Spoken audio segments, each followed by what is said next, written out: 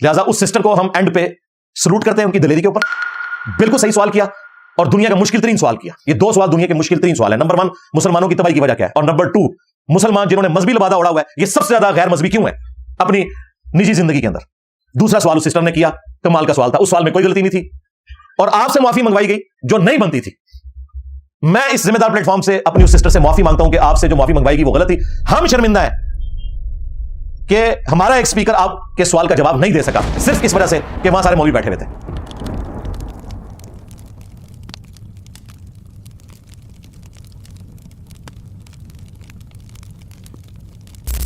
ایک سوال پوچھیے بھی اوکے سر, اور شارٹ سر. تو آپ ریزن کیا بتا سکتے ہیں کہ وہاں پہ سوسائٹی کیوں کولیپس ہو رہی ہے اینڈ ہمارے علماء ان کو کال آؤٹ کیوں نہیں کرتے اسپیسیفکلی پیڈوفائلز کو؟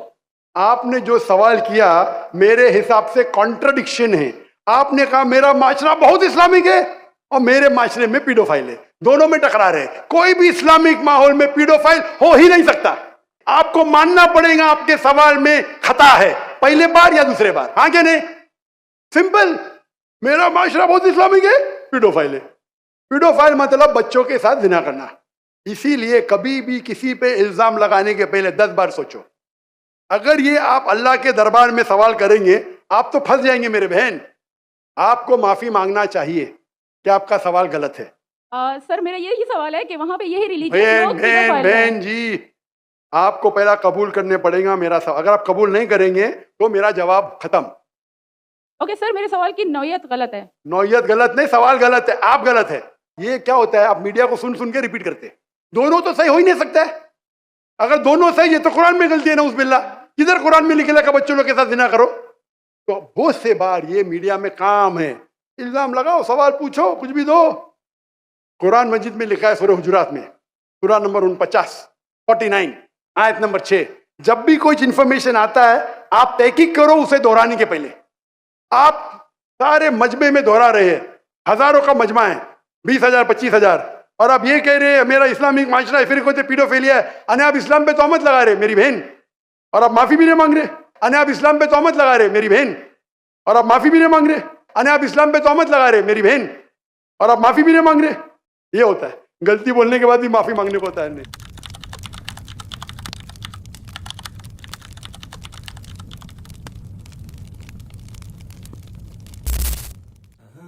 ایونٹ نمبر 5 جو سب سے زیادہ وائرل ہوا اور ملینز میں اس کی ویورشپ گئی کئی پلیٹ فارمز کے اوپر, وہ ہماری ایک سسٹر تھیں کے پی سے تعلق رکھنے والی, پٹھان لکی مروت علاقے سے. انہوں نے ایک بڑا کریٹیکل کوشچن کیا اور بالکل درست کوشچن کیا, درست انداز میں کیا. کوئی اس میں نہ لہجے کے اندر کوئی بدتمیزی تھی, نہ کوئی انداز ایسا تھا کہ جس میں لگے کہ وہ کوئی ٹونٹ کر رہی ہیں, وہ تو درد رکھ رہی تھی. الحمدللہ سے تو انہوں نے کوشچن کا آغاز کیا ہے, لیکن پتہ نہیں ڈاکٹر ذاکر نائک کس سٹیٹ آف مائنڈ میں تھے. مولویوں کے پاس بیٹھنے کی یہ بھی ایک نحوست انسان پہ پڑ جاتی ہے کہ وہ مولویوں کے چشمے سے چیزوں کو دیکھنا شروع کر دیتا ہے. یہ 2 سوال ایسے ہیں جو مسلمانوں کے گلے کا کانٹا ہے اور یہ مشکل ترین سوال ہے, یہ ذہن میں رکھیے گا. ڈاکٹر ذاکر نائک جن ٹاپکس کو ایڈریس کر رہے ہیں نا, یہ کوئی مشکل سوال نہیں ہے. مسئلہ تقدیر کو ڈسکس کر لینا, توحید کے حوالے سے ڈسکشن, ٹرینٹی کا عقیدہ, جیزس کرائسٹ سے متعلق گفتگو. اور بھائی یہ صدیوں سے مسلمان کر رہے ہیں, یہ نئے ٹاپکس ہے ہی نہیں ہیں, یہ پرانے ٹاپکس ہیں. نئے ٹاپکس 2 ہیں جو گلے کا کانٹا بنے ہوئے ہیں مسلمانوں کی, اس لیے کہ اس کا جواب دیتے ہوئے انہی لوگوں کے نام آ جائیں گے جن سے سوال پوچھا جا رہا ہے. لو سامو, سوال نمبر 1, مسلمانوں کی تباہی کی سب سے بڑی وجہ کیا ہے؟ اس وقت جو مسلمانوں پہ زوال ہے اس کی سب سے بڑی وجہ کیا ہے؟ یہ دنیا کا مشکل ترین سوال ہے. اس کا جواب اس لیے نہیں دے گا کوئی مذہبی آدمی انسانوں کی طرح, اسے پتا ہے کہ مجھے مولویوں کو, بزرگوں کو, بابوں کو رگڑنا پڑے گا. ہم یہی تو کر رہے ہیں. میرے نبی سا ہے ہی کوئی نہیں, تیرے بابے تھے شاہ ہی کوئی نہیں. اس میں تو آپ کو گالیاں کھانی پڑیں گی, 5 دفعہ مرڈر اٹیمپٹ کروانا پڑے گا, آپ کی اپنی لائف ونریبل ہوگی, آپ کے ٹیم ممبرز کی لائف ونریبل ہوگی, ان کی فیملیز کی لائف ونریبل ہوگی, گالیاں کھانی پڑیں گی. سبحان اللہ و بحمدی کی فضیلت آپ سنائیں, بسترے اٹھا کے پوری دنیا میں گھومیں, آپ کو لوگ ہار پہنائیں گے, ہاں آپ کو ایئرپورٹ پہ ریسیو بھی کریں گے, آپ کو اچھے پروگراموں میں بھی لے جائیں گے, پھر آپ کو وہاں سیرے بھی کرائیں گے, ٹور بھی کروائیں گے, جو آج کل مفتی کر رہے ہیں آپ کے سامنے. لیکن جیسے ہی آپ اس سوال کا جواب دیں گے کہ مسلمانوں کی تباہی کی وجہ کیا ہے, غلط جواب تو اس کا دیا جا سکتا ہے, صحیح جواب دیا نہیں تو آپ تختہ مشق بن جائیں گے. اور دوسرا کوسچن کریٹیکل جو اس سسٹر نے کیا تھا کہ بھائی سارا گیٹ اپ ہے مسلمانوں والا, داڑھی بھی ہے, پگڑی بھی ہے, نمازیں بھی ہیں, پردہ بھی ہے, صبح شام قرآن بھی پڑھنا ہے, اور مدرسے کام بھی چک کے رکھے ہوا ہے. تو مجھے بتائیں اس کا جواب اگر ڈاکٹر ذاکر نائک دیتے تو سب سے پہلے تو سٹیج پہ اور سامنے بیٹھے ہوئے مولوی ان کے خلاف ہو جاتے. ان سے تو نہیں بگاڑ سکتے نا, کیونکہ وہ ان کے پاس میزبان بن کے آتے ہیں. اس لیے انہوں نے بڑا اچھا ڈیسیژن کیا کہ سوال کا رخ ہی بدل دیا اور اتنا ظلم کیا. میں ابھی اس کا کریٹیکل انالیسس کروں گا. جو اس نے جو سوال کا جواب دیا ہے, اتنا خطرناک کھیل کھیلا ہے اس بندے نے انجانے میں. میں نہیں کہتا بدنیتی کے ساتھ, بہتر تھا بھائی معذرت کر لیتے, بھائی اتنا مشکل جواب ہے میں نہیں دے سکتا, اگر دوں گا تو میرے قریبی لوگ ناراض ہو جائیں گے, دیٹس آل, ختم کر دیتے. اس کی بجائے وہ اس سسٹر کے اوپر ہی چڑھائی کرنا شروع ہو گئے. میں اب ترتیب سے اس کو ڈسکس کرتا ہوں. کوسچن انہوں نے جو کیا سسٹر نے وہ یہ تھا کہ ہمارا معاشرہ مذہبی ہے. نمبر 1, عورتیں پردہ کرتی ہیں اور گھروں سے باہر نہیں نکلتی بلا ضرورت. نمبر 2, مرد نمازوں میں پابندی کرتے ہیں. نمبر 3, شب جمعہ اور تبلیغی جماعت میں بھی ریگولرلی جاتے ہیں. نمبر 4, اوور آل کنڈکٹ اسلامی ہے, یعنی داڑھی پگڑی یہ سب کچھ ہے. اب مجھے بتائیں اسلام یہی ہوتا ہے نا. اس کی بجائے آپ یہ کہیں گے کہ جی یہ بظاہر اسلام ہے. تو بھائی میرا یہ چیلنج ہے ڈاکٹر ذاکر نائک کے لیے بھی, سٹیج پہ بیٹھے ہوئے سارے مولویوں کے لیے بھی, کہ چلو یہ تو ہو گیا بظاہر اسلام, تم بتاؤ اصلی اسلام کدھر ہے.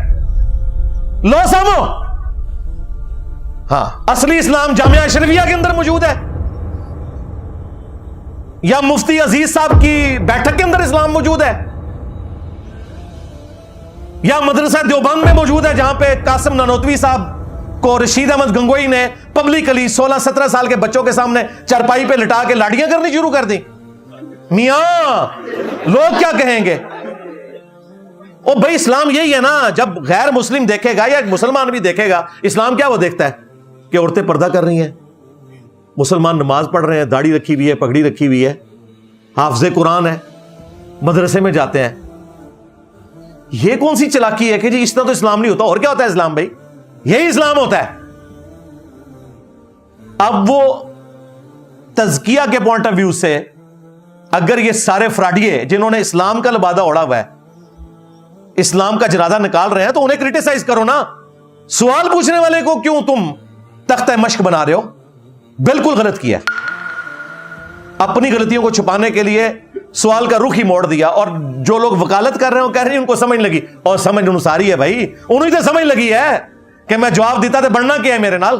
انہوں نے سوال ریپیٹ بھی کیا ہے. اچھا چلو سمجھ نہیں لگی اور بعد میں سمجھ لگ بھی گئی اور معافی بھی منگوا لی, اس کے بعد تو جواب دیتا. جواب کوئی نہیں دیا ڈاکٹر ذاکر نائک نے آج تک. ڈاکٹر صاحب آپ کے اوپر ادھار ہے, آپ نے اس بات کا جواب دینا ہے.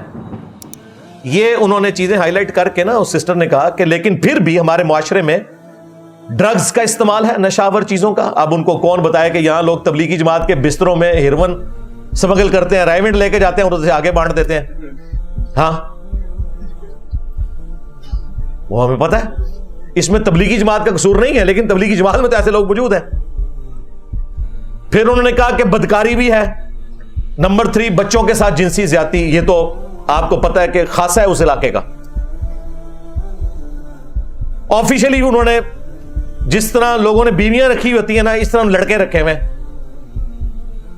اور جو مولوی مدرسوں کے اندر کر رہے ہیں, وہ عیدی صاحب کے حوالے سے جب مفتی ظرف علی کی سٹیٹمنٹ آئی تھی تو میں نے اسے علمی نیزے کی نوک پہ لیا تھا. اس وقت لوگوں کو بڑا برا لگا, لیکن بعد میں اللہ نے ثابت کیا کہ کوئی نہیں بچا.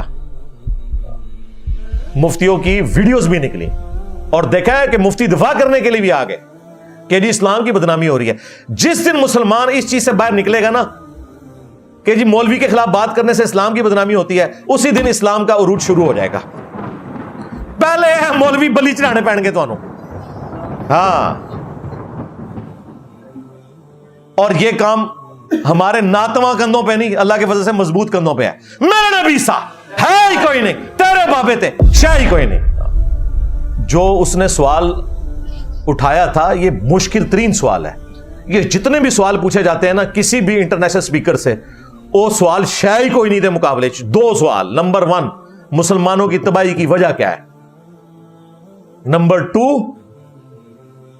के सारे इस्लामिक कंडक्ट करने वाले गेटअप वाले लोग इनके करतूत इतने बुरे क्यों होते हैं। जो काम एक दुनियादार बंदा छुप के करते हुए डरता है, मौलवी मस्जिद में जनाजे की चरपाई पे किसी बच्चे के साथ वही काम करने के लिए आमादा कैसे हो जाता है। ये बड़ा मुश्किल सवाल है भाई, इसका जवाब चूंकि देना मुश्किल है, इसके साथ मफादात वाबस्ता है इस एतबार से कि ज़ाहिर मौलवी खिलाफ हो जाएंगे। इसलिए बेहतर यही है कि सवाल करने वाले कोई गलत कह दो। यानी मैं अगर बिल्ली को गायब नहीं कर सकता तो आंखें तो बंद कर सकता हूं ना। हाँ, ये कबूतर की तरह आंखें बंद करना है कि जी आपका सवाल ही गलत है। अच्छा, जवाब में हम वो क्या कह रहे हैं कि आपकी सवाल में तकरार पाई जाती है, कन्फ्लिक्ट पाया जाता है। एक तरफ आप कह रही हैं कि मुआशरा इस्लामिक है और दूसरी तरफ आप कह रही हैं कि वहां पर नशावर चीज भी लोग इस्तेमाल करते हैं, बदकारी भी करते हैं, बच्चों के साथ जिनसी ज्यादती भी होती है और वहां पे सूद भी आम है। ये तो आपका सवाल ही गलत है। ओ अल्लाह के बंदे, मसला उस सिस्टर का नहीं है, मसला उनका है कि जिन्होंने इस्लामिक लिबादा ओढ़ा हुआ है और काम उनके जो है वो शैतान वाले हैं। ये तो उनको कहो कि तुम्हारे कॉल और फेल के अंदर तजाद है, बजाय ये कहने के कि उन मजहबी लिबादा ओढ़ने वाले लोगों के कॉल और फेल में तजाद है। डॉक्टर साहब कह रहे हैं आपके सवाल में तजाद है। अंदाजा करो। अच्छा, ये ना समझिएगा कि मैं सिर्फ क्रिटिसिज्म कर रहा हूं, एंड पे मैं जवाब भी दूंगा इस सवाल का। ये मुश्किल तरीन सवाल है, इसका जवाब भी इंजीनियर साहब आपको देंगे इंशाल्लाह एंड पे। वो जवाब मैं एंड पे दूंगा, पहले तो सिर्फ मैं उसकी इंजीनियरिंग करता जा रहा हूं साथ साथ जो जो उसने बोला। उसके बाद डॉक्टर साहब ने जो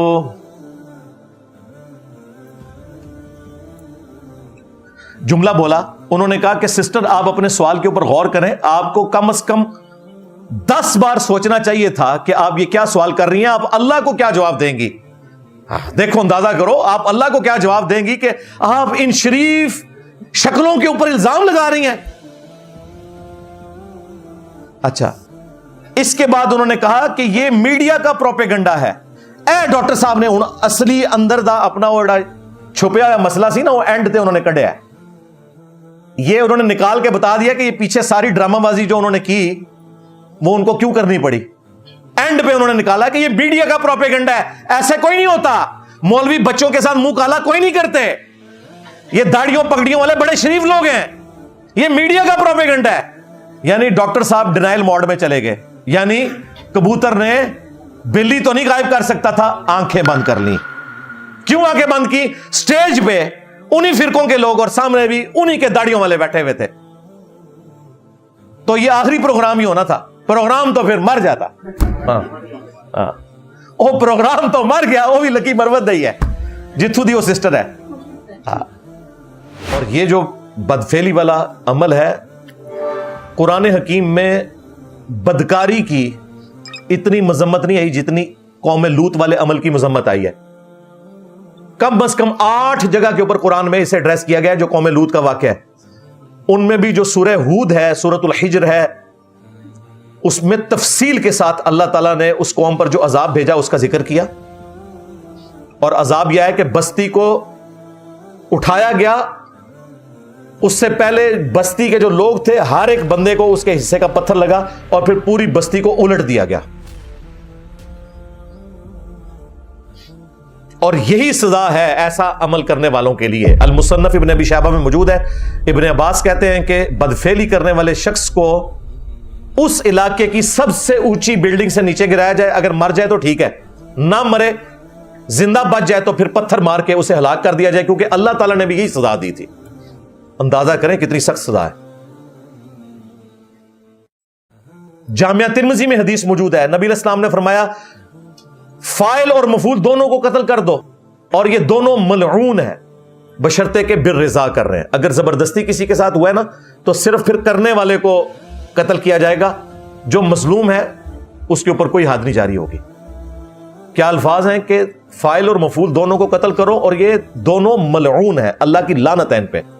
और लानत इस लेवल की है कि जामिया तिरमिजी में हदीस मौजूद है कि क़यामत के दिन जो लोग कौम लूत का अमल करते हैं, खा वो किसी मर्द के साथ करें या औरत के साथ करें, वहां भी हराम है ये वाला अमल। अल्लाह ताला निगाहे रहमत नहीं फरमाएगा उनकी तरफ क़यामत के दिन। और तीसरी हदीस जो इन उलमाए क्राइम के लिए और बुजुर्गाने बेदीन के लिए स्पेसिफिकली, वो जामिया तिरमिजी में हदीस है कि मुझे अपनी उम्मत से सबसे ज्यादा जिस गुनाह का खदशा है वो ये मर्द की मर्द के साथ बदफेली है। हाँ, इसकी प्रोफेसी मौजूद है जामिया तिरमिजी के अंदर। लिहाजा उस सिस्टर को हम एंड पे सलूट करते हैं उनकी दिलेरी के ऊपर। बिल्कुल सही सवाल किया, और दुनिया का मुश्किल तरीन सवाल किया। ये दो सवाल दुनिया के मुश्किल तरीन सवाल है। नंबर 1, मुसलमानों की तबाही की वजह क्या है, और नंबर 2, मुसलमान जिन्होंने मजहबी लिबादा ओढ़ा हुआ है, ये सबसे ज्यादा गैर मजहबी क्यों है अपनी निजी जिंदगी के अंदर। दूसरा सवाल उस सिस्टर ने किया, कमाल का सवाल था, उस सवाल में कोई गलती नहीं थी, और आपसे माफी मंगवाई गई जो नहीं बनती थी। मैं इस जिम्मेदार प्लेटफॉर्म से अपनी उस सिस्टर से माफी मांगता हूं कि आपसे जो माफी मंगवाई गई वो गलत थी। हम शर्मिंदा हैं कि हमारा एक स्पीकर आपके सवाल का जवाब नहीं दे सका, सिर्फ इस वजह से कि वहां सारे मौलवी बैठे हुए थे। अगर आप समझते हैं ये वजह नहीं तो आप जवाब दे ले। चलो ले आए फैक्ट्स एंड फिगर कि ये देखें जी, बड़ा शफाफ किस्म का किरदार है हमारे ये इन लोगों का। ये थ्योरेटिकल बातें हैं कि जी वो ओरिजिनल तो इस्लामिक मुआशरा वो होगा जहां पे ये काम ना होते हो। ओ दसो ना किथे जे, केड़े मदरसे जे, केड़ी गली विच जे, बताते भी कोई नहीं, और थ्योरेटिकल बात करके साइड पे हो जाते हैं। यही तो आपसे पूछा जा रहा है कि फिर वो किधर है, सही वाले दस दो कितने ने, जाली ते सी तुहानू सारे दसते जे, और सही भी दसो। सही है ही कोई नहीं, बताए सही जाली निकल आए थे। आम लोग तो फिर भी डरते हैं, ये लोग नहीं डरते। इसीलिए अल्लाह ताला ने कुरान में फरमाया, या अय्युहल्लज़ीना आमनू लिमा तक़ूलूना मा ला तफ़अलून, ऐ अहले ईमान वो क्यों कहते हो जो करते नहीं। ये उस सिस्टर के लिए जवाब मैं दे रहा हूं, ये सारे जवाब मैं उसके लिए दे रहा हूं जो उसको उस वक्त देने चाहिए थे कि सिस्टर ये मुनाफिकत है इस मजहबी तबके की कि इन्होंने अपनी दाढ़ियों और पगड़ियों के पीछे अपना किरदार छुपाया हुआ है इस्लाम के लिबादे में। ये भेड़िए हैं, हम भी आपके साथ हैं, ये भेड़िए हैं। और अल्लाह ताला ने इनके बारे में फरमाया कि वो क्यों कहते हो जो करते नहीं हो। क्या बुरा मक्तन इंदल्लाह, अल्लाह के नजदीक ये बहुत बड़ा जुर्म है, अल्लाह की नाराजगी का बायस है।